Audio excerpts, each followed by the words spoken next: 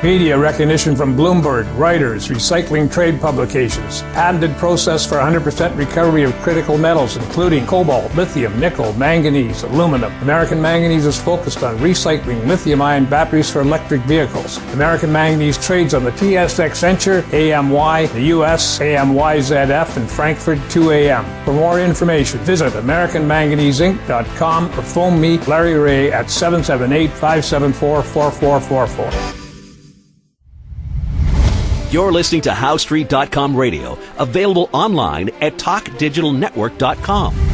Welcome to HowStreet.com radio, the online source for market opinions. Here is Jim Goddard. My guest is Sean Brodrick, senior editor at WeissRatings.com. Welcome back to the show, Sean. Thanks for having me on. In Britain, you can't find gasoline to buy, petrol they call it. A truck driver shortage caused by Brexit because foreign truck drivers don't want to isolate for 2 weeks before they deliver to their local service station. I think something like 90% of their service stations either don't have oil or gasoline or are very short. Meanwhile, has that had any impact on the prices that are being charged for oil, and how's the crude oil portfolio doing? Well, I don't know about the price of oil in Britain. I know the price at my pump is high, but I shouldn't complain to anyone in Canada because, of course, you pay much higher prices than we do. All taxes. I would say that it's been great for our oil stocks, and I keep slowly adding them.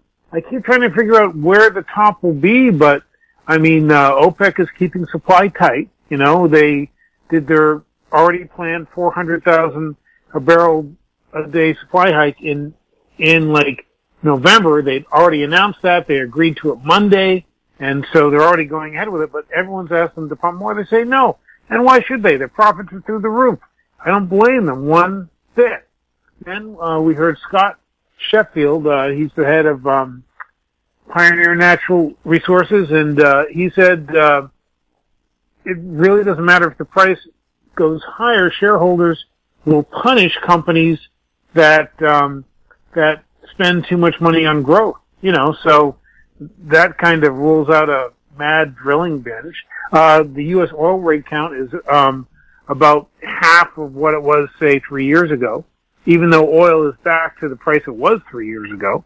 And in the meantime, global demand keeps chugging along.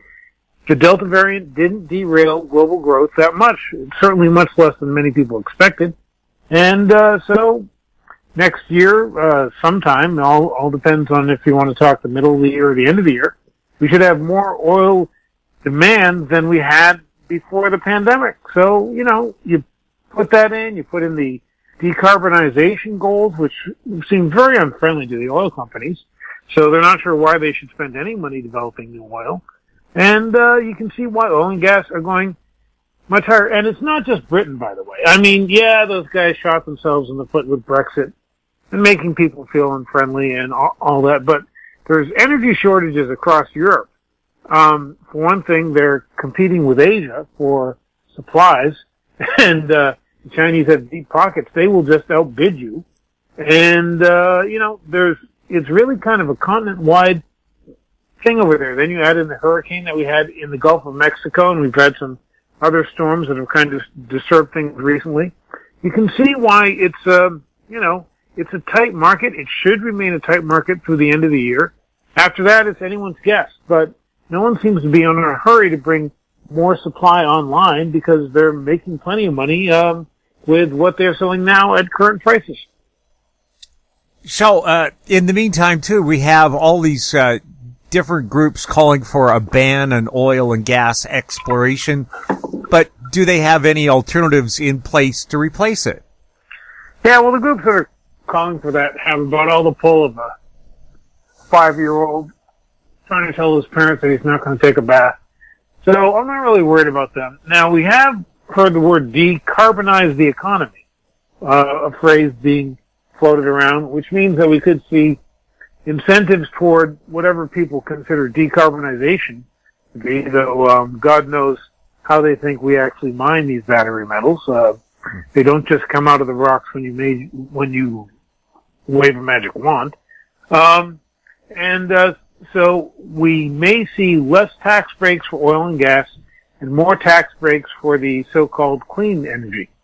That would be problematic for more development. I mean, really, we are getting to a weird situation where the less popular oil becomes, the more it could cost, simply because there won't be the new supplies coming online, and yet, we'll need oil for a long, long time. Probably my grandchildren will be using oil and gas. Maybe not in the same way we do, certainly less for transportation and stuff, but we need it. So, of course we'll have booms and busts between then and stuff. We could have a bust next year. I mean, there are things that, the bears point out. We have an industrial slowdown in China, or at least that's what the data seems to indicate. We have the collapse of not one, but two real estate companies over there. We have, the potential that if oil prices go high enough, fast enough, that could crimp demand. Perhaps, God help us, a new variation of COVID-19 and that's more deadly than the stuff we've seen before. There's plenty of stuff that could go wrong. It just seems that the way things are now, things look quite bullish and should remain that way for some time. Battery metals, is there still a huge price rise there, or has that calmed down? Well, the last 2 weeks have seen a real pullback. In fact, we've been taking gains, locking in some nice gains, as a matter of fact. No, we haven't sold all our positions, and when things bottom, I plan to buy some stuff again. I just can't really explain the weakness, except part of it might be what we've seen going on, right? Which is that we've seen supply chains around the world just extend and become longer and longer. I mean, I think I just saw a quote today that the average lead time for production materials in September increased to 92 days. That's the highest since 1987. A, that sounds inflationary, But B, as the supply chains stretch out, less stuff gets built, because you have to slow down production. And so that might be weighing on the stocks of some of the battery metal companies, because people think, well, there's a slowdown coming. I don't know if there is a slowdown coming. I think that this might be digestion woes. And so a pullback, because I'm not an idiot, I'm going to take some gains, but I'm also going to look at the next things that I want to buy in the energy metal space. Because, things look quite good there, a nice big mega trend, and you definitely want to be on that trend to ride it. Could be quite rewarding. Well, Tesla is building those two mega factories in Berlin and Texas. They sold 240,000 cars in the last quarter, so that's about 1 million annually, which is just a drop in the bucket in the world market. But still, for them, it shows that electric vehicles are being produced, and the people who have them seem to like them. Yeah. Well, and again, we'll have to see what Volkswagen and GM and Ford are doing. I mean, Ford has those nice new F-150 electric trucks coming out. Volkswagen is one of the most efficient car manufacturers in the world, and so they could really give, like Tesla, a real run for their money if they switch into electric vehicles in a big way, which it seems to be. That's what they're doing. And so this just points to, there'll be tremendous falls on supply. I've been looking at some stocks recently of companies that recycle the battery metals. And, they think they've worked out all the kinks. We'll actually see how full production goes. And maybe recycling will be part of the answer. Of course, how high will the quality be when it comes out recycled? I don't know. Everyone knows recycled steel isn't quite the same quality as original steel. So is that going to be the same thing with lithium? That really remains to be seen. But for what we can see now, we have seen prices in China for all kinds of lithium, for example. I could talk about other battery metals as well. But we've seen prices consistently zigzag higher. And China is the big end user market for a lot of that stuff. And so we're probably going to see that trend continue through the last half of this year. Prices continue to zigzag higher, simply because, there isn't new supply coming on in huge amounts. There is new supply coming on next year, but couldn't we have even more demand then? Because then we'll have more of these battery factories. So, I'm still quite bullish on all this.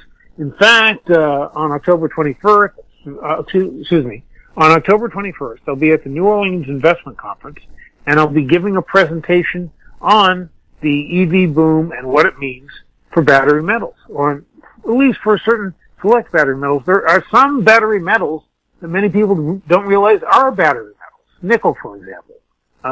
It's quite in demand for that stuff. So there's really a tremendous upside, I think, and we are having a short-term pullback. If you've been like me and you've been in this area for a while, you're just taking some gains and thinking about what you're going to buy next. And I think that's pretty much what many people are doing. We'll have more with Sean Brodrick right after this. Don't miss out. Stay informed. Receive the HowStreet.com weekly recap with thought-provoking podcasts, radio, and articles delivered to your inbox. Sign up for the HowStreet.com weekly recap on our homepage at HowStreet.com.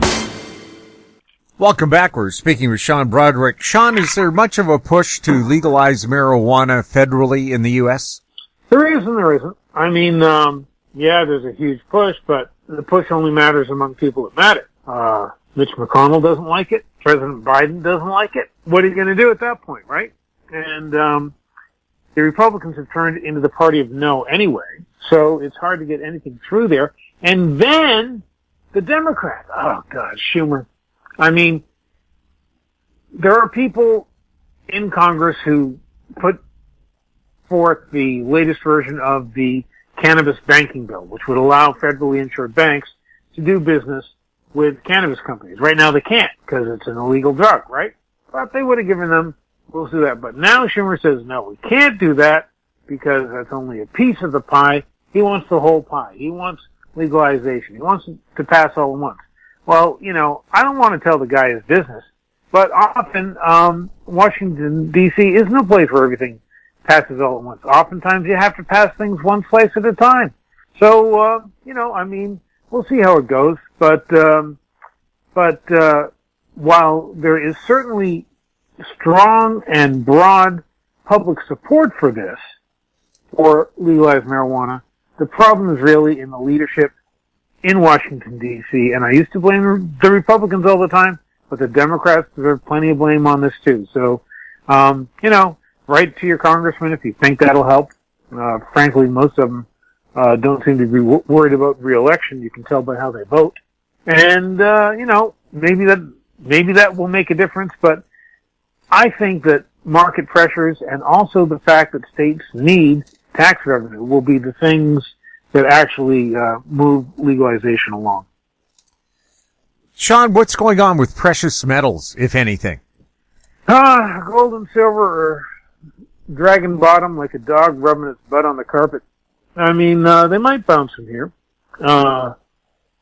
Certainly my gold portfolios are much smaller than they used to be. I still have some. I'd be as happy as anybody if gold and silver go higher again.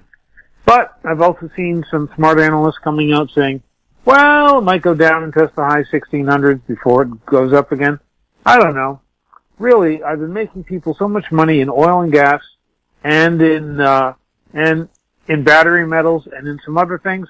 I'm not that concentrated on gold right now. I would love it if things improve. I can think of a million reasons why it should, and yet it doesn't. So, you just take things as they are. There's always a bull market somewhere. Recently, it hasn't been in gold, but hope springs eternal. Mm-hmm. Are there any foreign markets that have caught your eye lately? Not really. I like Canada, but you don't consider that a foreign market, do you? Not in Canada. It's kind of interesting right now. Vietnam is interesting. But then, you can see some of the sticky fingers of bureaucracy extending in certain governments around the world. You don't want to be involved in them. So, just be careful. But, North America is really the best place to invest in the world. I've often said that. I will keep saying that. I just think, we have some of the best business conditions, the best investment conditions right here at home. Sean, thank you so much for chatting with us. Thanks for having me on. My guest has been Sean Brodrick, Senior Editor at WeissRatings.com. If you have any questions for Sean or any of our other guests, you can send them to info@HowStreet.com, and we'll ask that question for you. Our YouTube channel is Talk Digital Network. Find us on Twitter @HowStreet. We're also on Facebook. I'm Jim Goddard. Thank you for listening. Comments made on HowStreet.com radio are an expression of opinion only and should not be construed in any matter whatsoever as recommendations to buy or sell any financial instrument at any time. Available online at TalkDigitalNetwork.com. HowStreet.com radio is a production of HowStreet Media Incorporated.